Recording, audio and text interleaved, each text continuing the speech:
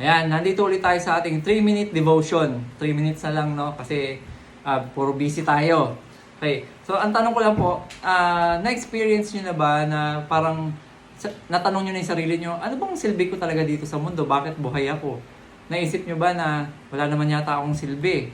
O naisip nyo naman na, hindi, may purpose naman ako. Ano yun? Halimbawa, dun sa mga estudyante, sabihin nila, ang purpose ko, mag-aral, makagraduate. Yun yung purpose ko, di ba? Tapos sa mga parents naman, ang purpose ko, mapag-aral yung mga anak ko, mapagtapos.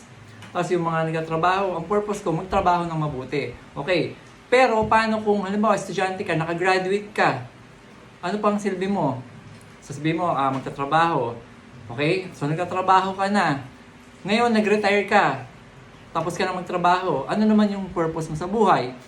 Halimbawa, sa mga magulang naman, ang purpose mo nga, palakihin yung mga anak mo, pag-aralin, pero kung nakatapos na sila, may sarili na silang mga buhay, pamilya, so anong may silbi ka pa ba? So ibig sabihin, hindi lang po yun yung silbi natin sa buhay. Mas maraming, merong mas importanteng purpose sa atin si God, kaya nandito tayo.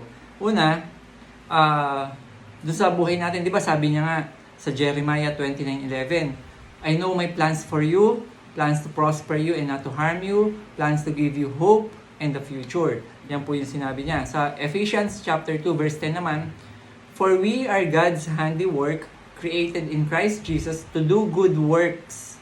Yun daw po yung purpose natin, which God prepared in advance for us to do. So meron nang inihandang purpose sa atin si God, yung gagawin natin. At hindi lang yan yung, yun nga, yung magpaaral, magtrabaho, hindi lang po yun.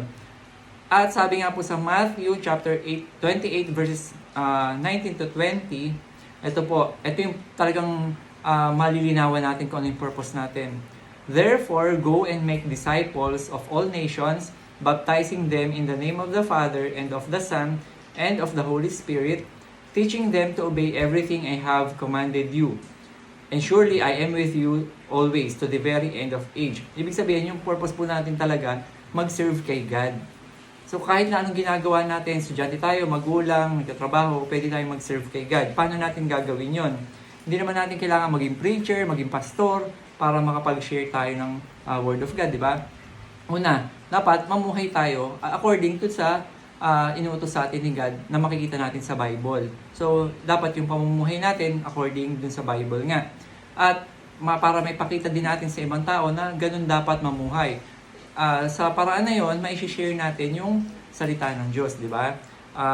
Kahit na hindi tayo nga nagsasalita, pag nakita yung buhay natin na sumusunod tayo kay God, nabe-bless na din yung iba, nakakapag-share na tayo. Kaya tandaan po natin, makakapag-serve tayo kay God kung nagsiserve tayo sa tao. Kasi di ba hindi naman natin nakikita si God. So paano tayo makakapag-serve sa Kanya? So sa tao natin gagawin yun. Tandaan natin, kaya buhay pa tayo kasi may purpose pa si God sa buhay natin. Huwag po natin kakalimutan yan. Okay? God bless!